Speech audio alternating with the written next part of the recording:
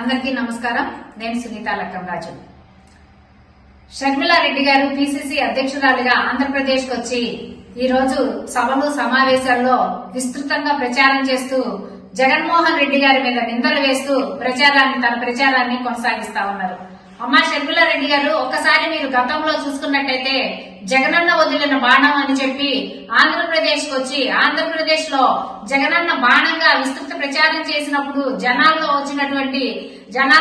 మీ మీద వచ్చినటువంటి జనాలు మీకు ఇచ్చినటువంటి రెస్పాన్స్ చూసుకొని అదే కంటిన్యూ అవుతుంది అని చెప్పి ఈ రోజు మీరు భావిస్తే అది పప్పులో కాలేసినట్టే అవుతుందండి. ఆ రోజు మీరు జగన్మోహన్ రెడ్డి గారి చెల్లిగా, రాజశేఖర రెడ్డి గారి బిడ్డగా మిమ్మల్ని గౌరవించారు గాని ఈ రోజు ఆ పరిస్థితి లేదు. రాజశేఖర రెడ్డి గారి బిడ్డగా మిమ్మల్ని గౌరవిస్తారు తప్పించి మీరు చెప్పే మాటలు వినే పరిస్థితి అనేది ఆంధ్ర రాష్ట్ర ప్రజల్లో లేదండి. మీరు ఇక్కడి నుంచి గతంలో మీరు తెలంగాణలో పార్టీ పెట్టినప్పుడు వాళ్ళందరికీ ఏం చెప్పారండి?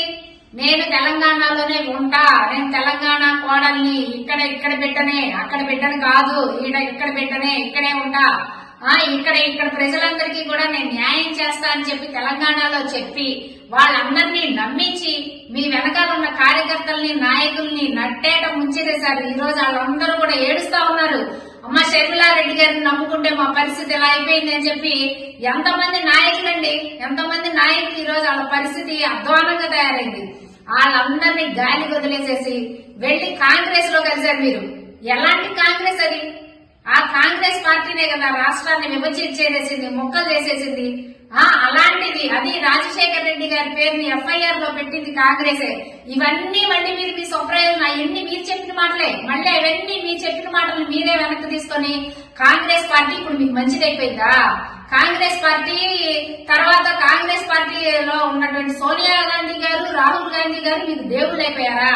రాజశేఖర రెడ్డి గారి చివరి కోరిక రాహుల్ గాంధీని ప్రైమ్ మినిస్టర్ చేయడం అనేది మీకు ఇప్పుడు గుర్తొచ్చిందా? ఆయన చివరి కోరిక అయితే, రాజశేఖర రెడ్డి గారి చివరి కోరిక అయితే గుర్తొచ్చింది కానీ మీకు రాజశేఖర రెడ్డి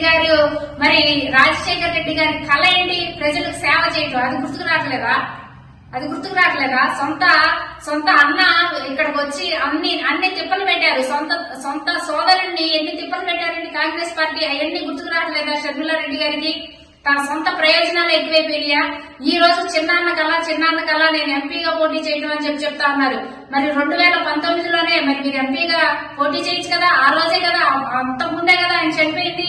మరి అప్పుడెందుకు మీరు పోటీ చేయలేదు? అప్పుడు చిన్నాన్న గారి కళ గుర్తుకు రాలేదా మీకు? ఈ రోజు ప్రత్యేకంగా చిన్నాన్న గారి కళ గుర్తొచ్చిందా? కళ గుర్తుకొచ్చిందా అని మిమ్మల్ని అడుగుతా ఉన్నాం. ఇంకొక విషయం ఏంటంటే, మీరు ఏదైతే రాజశేఖర రెడ్డి గారు జీవించి ఉన్న కాలంలో ఏదైతే వ్యతిరేకించారో చంద్రబాబు నాయుడు గారిని, అలాంటి చంద్రబాబు నాయుడు గారు ఆయన వెన్నుపోటు పొడిచాడు, ఆయన మాటలు నమ్మటానికి వీలు లేదు అని చెప్పి ఎప్పుడు చెప్పే రాజశేఖర రెడ్డి గారి మాటను మీరు మరిచి అలాంటి చంద్రబాబు నాయుడు ఉచ్చులో మీరు పడిపోయారండి ఈ రోజున. ఇప్పటికైనా తెలుసుకోండి, చంద్రబాబు నాయుడిని నమ్ముకుంటే నట్టేట మునిగిపోయినట్టే. మీకు అంతకంటే మిమ్మల్ని నమ్మించి మీకు తెలియకుండానే గొంతు కోసే రకం చంద్రబాబు నాయుడు గారు అని చెప్పి మీకు తర్వాత తెలుస్తుంది. తెలిసేటప్పటికి జరిగేదంతా జరిగిపోతుంది. ఇది షర్మిలారెడ్డి గారు గుర్తుపెట్టుకోవాల్సిన అవసరం ఉంది. అలాంటి నక్కజిత్తులు మరి చంద్రబాబు నాయుడిని నమ్ముకొని ఈ రోజు రాష్ట్ర ప్రజలు తప్పుదోవ పట్టించడానికి మీరు మాట్లాడుతూ ఉంటే మీ మాటల్ని తిప్పుకొట్టే పరిస్థితి. ఒక తమ్ముడు వచ్చి చెప్పాడు కదా మీకు, మాకు జగన్మోహన్ రెడ్డి గారు అన్ని చేస్తున్నారు, అక్క నువ్వు కూడా మా వెంటరా, జగనన్నతో పాటు నడుద్దామని చెప్పి చెప్పాడు కదండి ఈ తమ్ముడు. ఆ తమ్ముడు మాటలే ప్రజల మాటలు అని చెప్పి మీరు భావించాలా? రేపొద్దున అధికారంలోకి రాబోయేది జగన్మోహన్ రెడ్డి గారే. మీరు ఎన్ని కుట్రలు పండినా, చంద్రబాబు ఉచ్చులో మీరు పడినా, మీరు చెప్పే మాటల్ని ఆంధ్ర రాష్ట్ర ప్రజలు వినడానికి సిద్ధంగా లేరు.